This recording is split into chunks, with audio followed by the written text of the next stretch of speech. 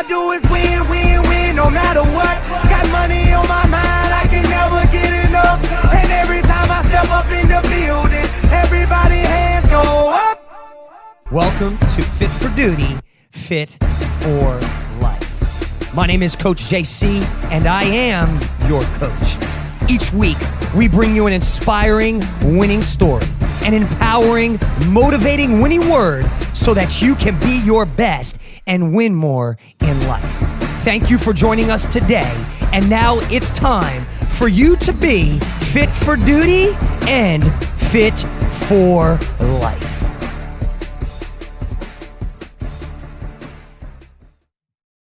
Hey, what's up, guys? Coach Isaac here with the Fit First Responders with the Fit for Duty, Fit for Life podcast, alongside with my special guest, Christina Walker, in the house. So, guys, real quick, give it up for my girl, Christina. Thank you. How are you today, Christina? I'm doing great. I just got off vacation, so I'm fantastic. Yes, awesome. Where'd you go? Well, I went to Mexico. It was me and my husband, Yeah. brother, sister-in-law, and another couple or friend of ours. So it's good when you have friends that you want to be around for a whole week, 100%. and then you still want to talk to afterwards. So it was a good crew? Good crew? Yeah, good Awesome. crew. Awesome. We played all kinds of games, and we're all kinds of nerds out there. It was great. Come on. All kinds of nerds. I love it. Yeah. Hey, so real quick, guys, we are coming to you live with our podcast / audio cast as well. So real quick, audio cast and podcast, right? I just messed up. It is the exact same thing. We're actually video cast. That's what I'm talking about. Audio cast and video cast. But real quick, guys, we're coming to you because we want to talk to you this week. We just started here in Tulsa, Oklahoma, the Fit First Responder 2018 Challenge. We just started week 5. And week 5, we are talking about, we're actually reading the book, reading the 5th chapter in the book with week 5, Fit First Responder. So, guys, if you haven't gotten your copy, make sure you guys go grab one. So, I like mine.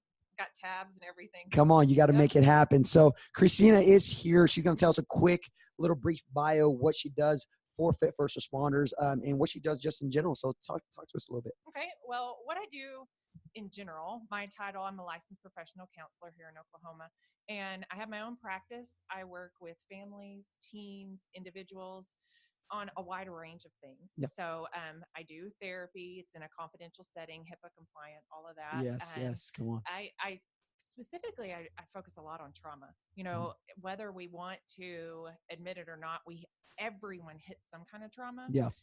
Fit First Responder population, you're seeing it every day. Uh-huh. You know, and so what I'm trying to bring to the program is an actual face to mental health. 100%.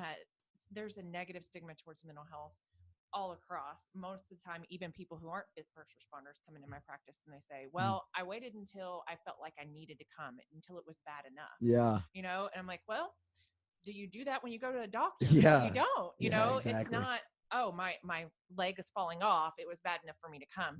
But we tend to do that with mental health because we just think it's not okay. Yeah. And so I'm really trying to remove that stigma. I'm really trying to help people see whether we want to accept it or not. Mental health is physical health. Everyone has it. We are mentally, emotionally impacted, and we got to learn it. We got to know.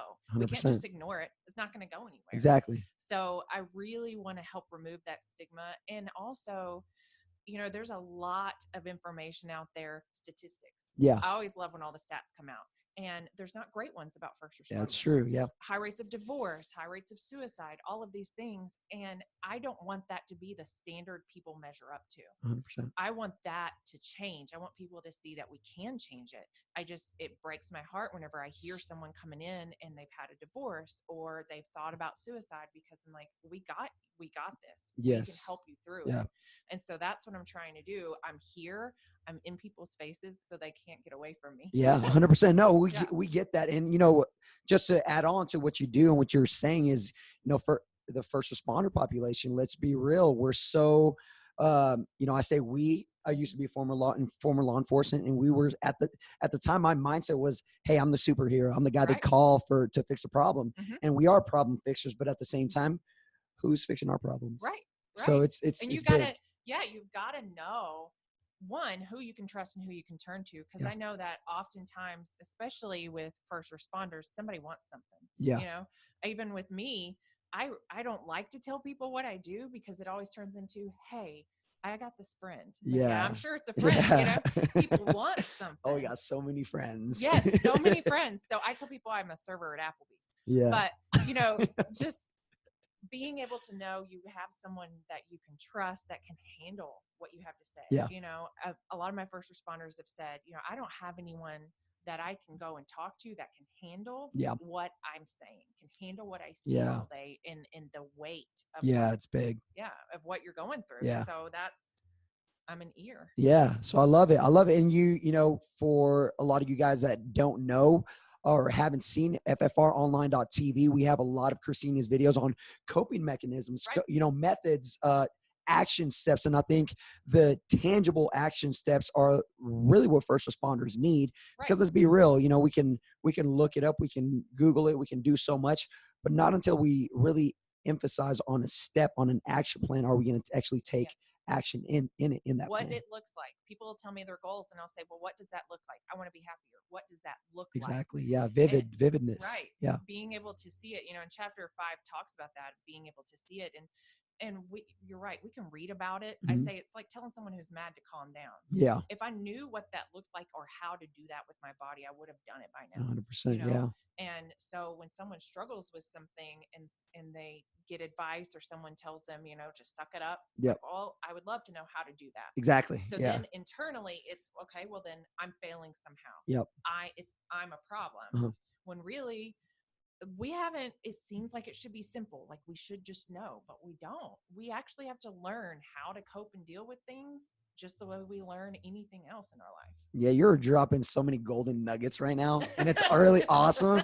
It's really awesome to see and hear, and actually, like you're saying, you're the face. You're there, especially for a lot of these first responders. Like I said, we're in week 5, and I think just leading into this podcast, into this one right now, is we're talking about chapter 5. You know, Coach JC wrote this book, and you know it says, you know, I can't hear you. What? Right. That's the title of the chapter, but it's the title of the message.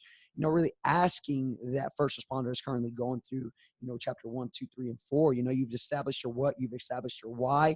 You set up your game plan, you know, but now it's time to not only speak it out, but walk it out, and let's make it happen. Let's make it work. So, so me personally, I wanted you here just for you to just give us from your end, you know, from your experience, your expertise, right? So we want to see exactly what those tangible steps are for us, for a first responder, that they can actually take on the daily, that they can, you know, use just to make themselves, you know, a better or a more fit first responder. Right. Well, one of the first things, talking about speaking it, we usually think about what I say out loud. Okay. Yeah. Most people, about 75% of the day, mentally coast through the day. Yep. All right. And if I don't know about you, if you've done any of those autopilot things where it's like, wait, why are my keys in the freezer? You know? Yeah, 100%. Yeah, I've done that. Random stuff. Yeah. And so that is because we're just checked out.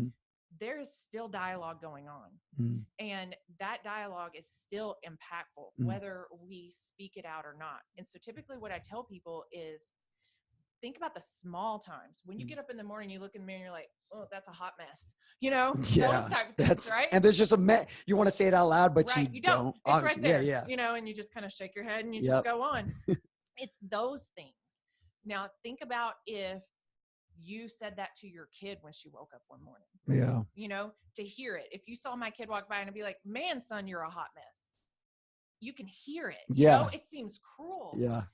If it isn't something that you would speak out loud to someone you love and respect, it does not need to be said internally. You don't need to say it to yourself. It has that same emotional drain. And what happens is then we get to the end of the day or come to the workout and like, man, these people are killing it and I can't do this. Yeah. You know? I'm not in it today, or they don't feel motivated, or they drop out. Yeah. So it's what we say internally, that's important as well. And I'm going to stop you right there real quick. You just said something very important, that it happens on the daily. And reason why we have these challenges here, 25-week challenges, because it's a challenge. Right. It's a challenge to stay consistent for 25 weeks. And what you're talking about, that daily dialogue, if you continue to be negative with the daily dialogue, you're going to drop out of whatever you believe in, whatever your goal was when you first started. It's going to go out the window because you're not planted in it. So Right. talk more about that. Well, and where we form this internal dialogue, just to do my little brainy stuff for you. Yeah. So how we inform our internal dialogue is actually it comes and develops from little bitty. Okay. Mm. So whenever we are young, about anywhere from birth, some people say kiddos are impacted in the womb. Yeah. So from there up until around 5 or 6, what we believe our foundations and that internal voice is actually whoever is the main caregiver. All right. Wow. So I always joke, if you had asked my kid, what kind of boy are you? He'd be like, I'm a good boy. Sometimes I'm ornery. I'm kind of a minion. My mom loves me. Like, typically, if you ask kids, they're going to say whatever they hear. So product of your environment. That's basically what you're saying. Right. Yeah. About age 5 or 6, it turns over to our own internal dialogue. And then we build on top of it according to our environment and kind of how we are predisposed to our personality. 100%. All right. So some people don't know where this internal dialogue is coming from. They just accept it as true. Wow. Okay. Yeah. You know, I am this. My whole family is overweight, so I am overweight, and this is as far as I can go. Yeah. I hear that all the time out on the floor. Hey, coach, I'm big bone. I'm big. Right. It's like, no. I like, say I have way too much attitude for a little body. I'm yeah. just gonna go ahead. I need room. I need room for it. So being able, some of what I help people realize is, one, when you can recognize that internal dialogue is going on all the time and what you're speaking, it is important to also find out why it's there. Do you really believe it? We don't second guess it. There's a quote that says, don't believe everything that you think. And it's hard. Yeah. It's like, well, it's in my head. I thought it must be true. Yeah. But it isn't. It's true. It can come from this belief system that really just got nurtured in an incorrect way. Yeah. So just speaking it is a key phrase, is the action step. Right. Speaking it, either you're going to be speaking it negatively or positively. Right. Either you're going to speak life or you're going to speak death. Right. Right. And it says in the chapter, I think that's exactly one of the pages that actually says, you know, your mouth is your tongue is a very powerful thing. You know, it says in the Bible as well, you know, either you speak life or you speak death. Right. You know, whatever you feed is what will grow. And one thing that I have seen people have a hard time with when you talk about, we need you to speak positively. Some people are like, but I feel like I'm lying. Yeah. You know, I'm great. I can do this. Everything is wonderful. That might not be the case right now. Yeah. So what happens is positive doesn't mean rainbows and sunshine. Yeah. It doesn't mean that. Uh-huh. It means that we lack the judgment and degrading piece. Mm-hmm. We are actually rational, you know? Yeah. You know, my son didn't potty train in the time frame that the school was telling me. I'm like, oh my gosh, I'm so horrible. And he's never going to potty train. And his friends are going to be, you know, we do all this stuff. Right. Mm-hmm. So it needs to be rational, and it has to have some type of ability to move forward. Okay. Yeah. I might not be able to bench press this right now, but it's right now. So positive, I'm not judging myself. I'm not saying, oh, well, of course I messed up because I always messed up, or those type things. Positive is actually just the truth with some ability to have a game plan moving forward. Move forward. Yeah. Huge. Negative thoughts are all inclusive in ending. I am dumb. I am stupid. I am fat. These things, they don't allow for any movement forward, which doesn't allow you to do any of this. Yeah. It doesn't allow you to actually have a game plan and walk it out, no matter how I feel today. Yeah. Wow. That's very, very true. Like, you know, it just like lit a bulb up in my head. You know, think about that. You know, I think about that every time I hear that, you know, from people, you know, I can't do it, or I just can't, they're putting a limit, they're putting a restriction there. Right. And, you know, growth, obviously you can't grow outside any wall or any restriction or any confinement if you right. Have that. Right. And it's not true that any type of gains that we get, you know, just magically appear. Like it takes some hard work to do anything. Yes. To do anything. I'm like, I'm going to have a great child. Lord, if I'm sane by the time he is anything wonderful, which he will be, woo, some hard work, I tell you. Wow. So once again, speak it is the first tangible goal, really. What's another one?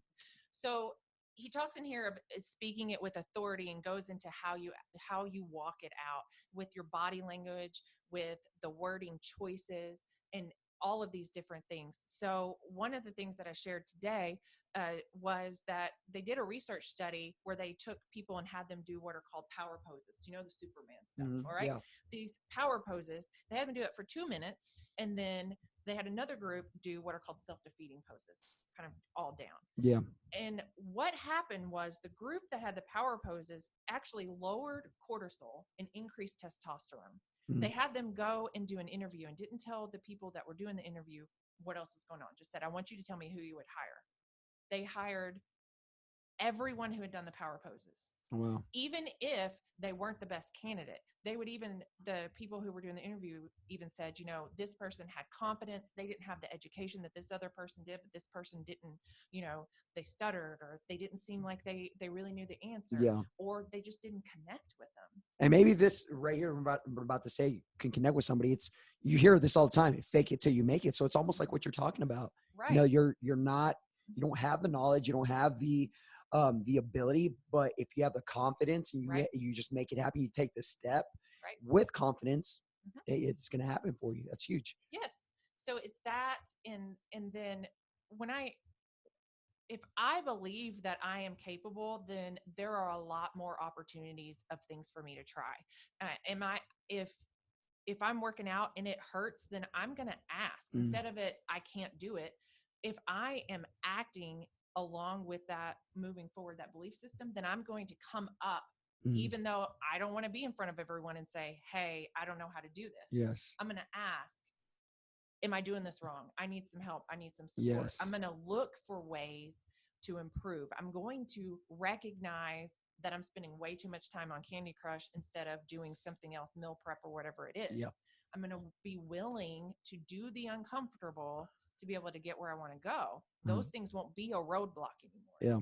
Yeah. So basically, I think for a lot of first responders, and, you know, like I said, speaking on that experiences, you know, there's been a lot of times where we try for something, where we shoot for something, let's say a promotion, certain way we want to get a certain score in our next, you know, whether it's defensive tactics tests or LED training for police officers, you know, defensive driving, you know, firearms training, all that stuff. There's just so many tests that you can take out there, and sometimes you fall short. And then some people just, you know, they fall short and they keep themselves at that short end of the stick.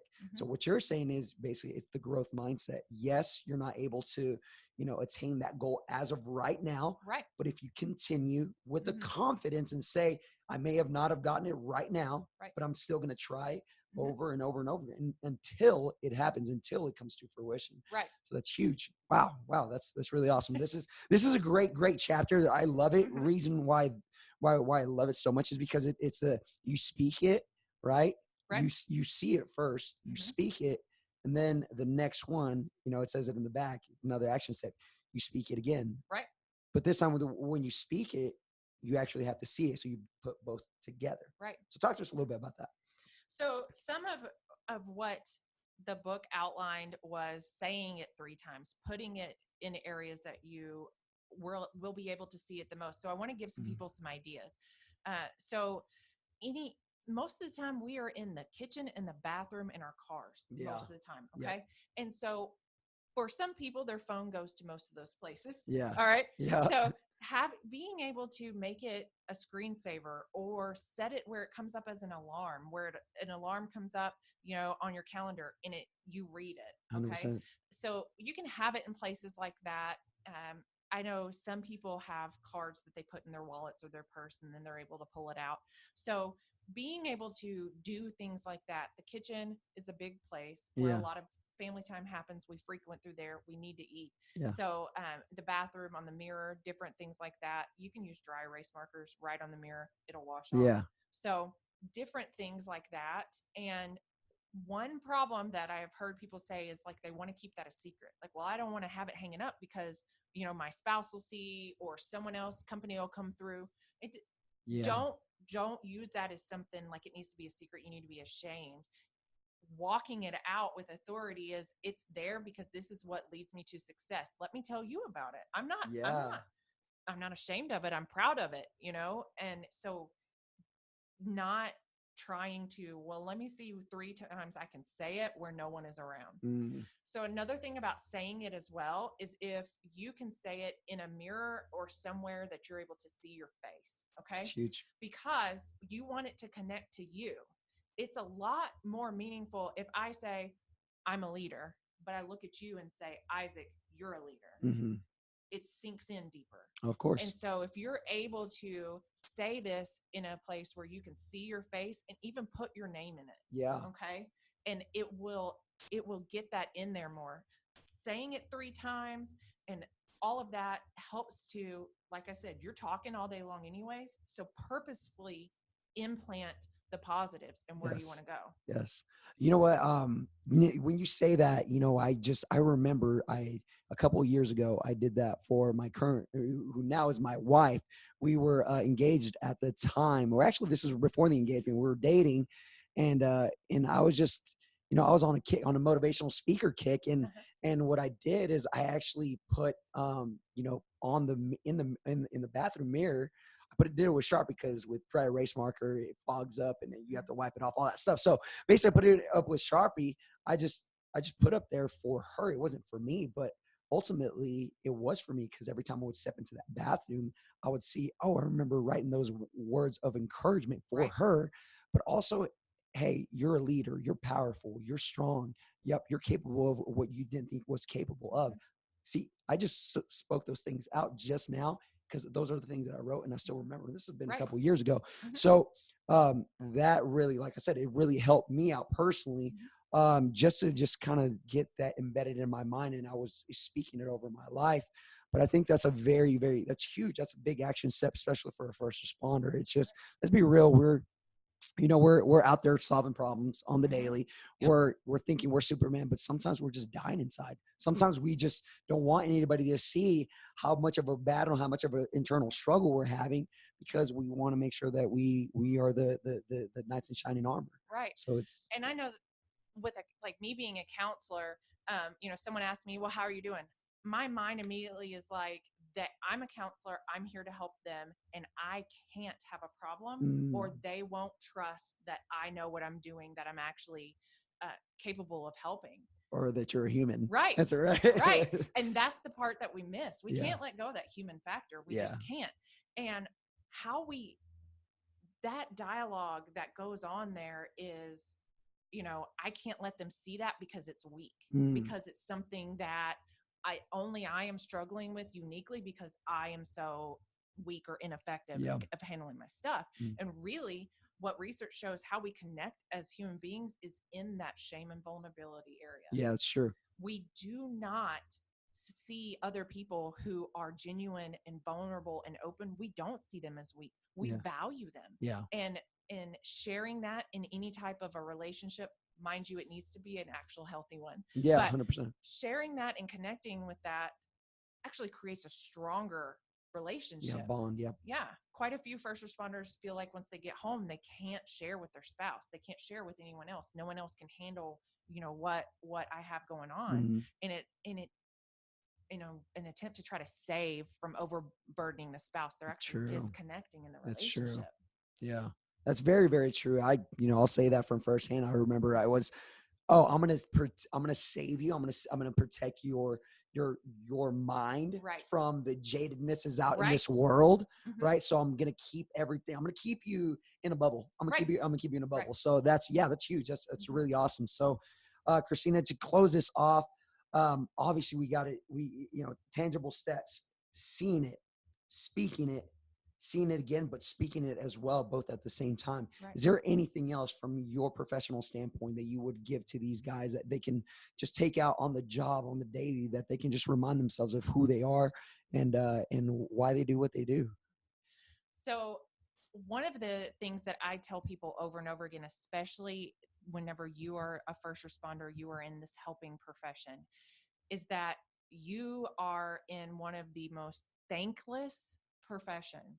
Okay. Yeah. And you are not going to see the fruits of your blood, sweat, and tears probably ever, but especially not immediately. Mhm. So you're going to feel mentally, emotionally, physically exhausted and beat down. And then what's going to be facing you is not always going to be proof that your hard work meant anything. Yeah. But being able to trust and know that it is going to provide positive movement forward. It is going to help someone. And I share a personal story. Whenever I was really little, had really rough family life. And I used to think police officers just came and just played with kids in their house, like midnight, whatever. Wow, you know? really? And I'm like, oh, lights in my house and there's an officer. Sure. And you have food. Sweet. Because I Yeah. hadn't eaten in like a day. Wow. And so I didn't know that my parents were being arrested regularly for drugs. I didn't know that there was an officer having to sit there with me for hours till they were able to find someone to come and get me. Wow. You know? And so looking at, I had a positive interaction with an officer at a time that was definitely not anything that officer would have seen as fruitful. And now 30 years later, this is where I am.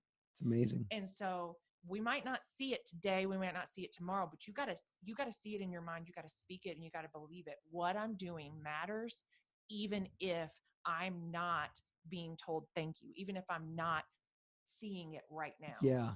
That's huge. Wow. So guys, go into the book. Wow. This is mind blowing for me because, you know, the way I look at it is, I coach daily. I coach on the daily, coach you first responders. And, I'm able to see, my fruits, I would say, because people sometimes they'll be like, hey, thank you, coach. Thank you for the workout. But, I know some of you guys don't see your fruits of your labor daily, but I promise you, you're going to have a story like Christina's. You're going to have a story like mine. And I'll share you down the road with my story. But guys, I'm telling you, just get into this book. If you don't have somebody investing into you, a mentor or somebody or something that you're reading that is motivating you, that is pushing your mind, it's pushing your emotional being, guys, I promise you, get into this Fit First Responder book. Get on FFRonline.tv. Hey, get with us, communicate with us, via Facebook, any social media, Fit First Responders. You'll find us everywhere, guys. So, guys, if you're not haven't reached out yet, guys, make sure you guys reach out. Make sure you get something that's pushing you, that's elevating you, that's motivating you, encouraging you each and every time to be a better first responder, to be more fit for duty and more fit for life. And once again, we got Christina Walker in the house. Thank you so much for investing your time. Yeah, thank you. Thank you. So we know you do this and you do this with all your heart. So we can't thank you enough. So hopefully these first responders can shout you out, give you a little shout out, a little thank you. But other than that, if you guys have any other questions, guys, holler at us. We do got Christina on the team. So other than that, guys, thank you guys for watching. Thank you guys for listening as well. And we'll catch you on the next one with a Fit for Duty, Fit for Life podcast. You guys have a good one. Thank you for joining us today. And thank you for doing your part to be fit for duty and fit for life.